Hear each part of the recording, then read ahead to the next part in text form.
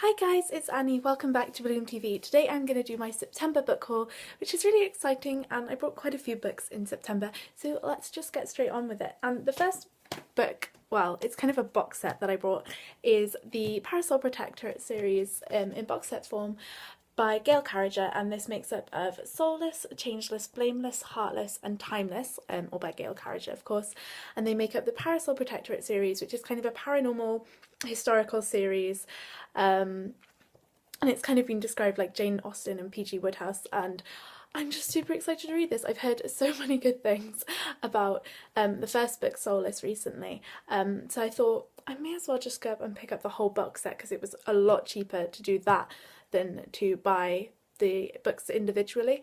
And I got a sampler of Solace to kind of see if I'd like the writing, and I really liked it, so I'm just super excited to read these books. And I really like the covers. They're quite unusual and just strange. I like how like the kind of colour contrast to that to then like the photos. It's really cool.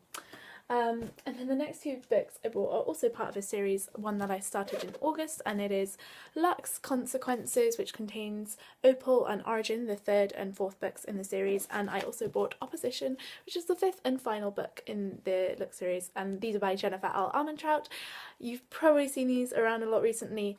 As Opposition just came out last month, people have been reading the whole series, including me, and I've actually been really enjoying it, and because I liked the first two books so much last month, I decided that I would go ahead and definitely get these books in September so that I could finish this series, and I'm just so looking forward to reading them. And these books are really cool because they're really floppy, so even like you have them right open and the spine doesn't break, which is just magic. Like, all books need to be like that. And then the next book I brought is also something I was really excited for, and it is Slammed by Colleen Hoover, and this is my second Colleen Hoover book. I haven't read it yet.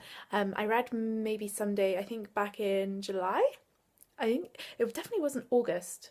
Or was it August? August or July. And this was Colleen Hoover's first published book, and it also seems to be one of the more they're all really popular, but this one seems to get a lot of attention, and so I thought I should go back and like kind of read her books from kind of publication order, I think, and I'm just really looking forward to this because it kind of, I think it's got a lot about slam poetry from the title and the back, so that's something I'm quite interested in finding out more about, so I'm really excited to read this and just read more Colleen Hoover in general. And then the next book is one that I brought second hand from Abe Books, but it's in perfect condition, which is amazing, and it is The Ally of Law by Brandon Sanderson, and this is a spin-off book from the Mistborn series, which contains The Final Empire, The Well of Ascension and The Hero of Ages, and I finished that trilogy last month, but I've been reading it since kind of February, March, and I was just so excited to read this.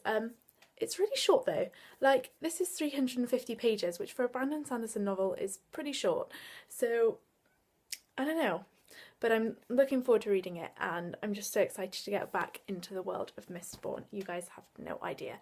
And then the next two books I bought are ones that I've been wanting again to read for ages, and it is Just One Day and Just One Year by Gail Forman, and this is a duology that she's published since If I Stay was written, and I love If I Stay, and it's kind of the book, the kind of companion novel where she went, and so I thought I would go ahead and pick these up seeing as I loved If I Stay so much, and I'm just really excited to read them. Like, I haven't read any like kind of good not good contemporary, but like I haven't read some YA contemporary in a while, so I'm really looking forward to reading these. And they're also set in Paris partially, and anything with Paris in sounds good to me. And then the penultimate book I bought is this, and it's another high fantasy book. Oh my gosh, what a surprise. And it is The Lies of Lockemora by Scott Lynch, and it's the first in the Gentleman's Bastard series. I hear so much about this from various people on BookTube and on Tumblr, specifically Becky from The Booker on Tumblr, who's one of my favourite people that I follow. She absolutely loves this book. Like, she wrote this amazing like review on it, and I was just like, I need that. And every time I've gone in Waterstones and I've gone to the fantasy and sci-fi section, I've just kind of gone to this book and like kind of really considered buying it, but I finally got it and I'm so excited to read it. Like, I've heard it kind of gets a bit of going into like the prologue, but I'm hoping I'll really enjoy it and that I'll be able to kind of carry on with the series, because I've been really enjoying reading high fantasy this year and it's something a genre that I want to carry on reading. And then the last book I brought this month is Gates of Thread and Stone by Laurie M. Lee, and this was kind of a risk buy.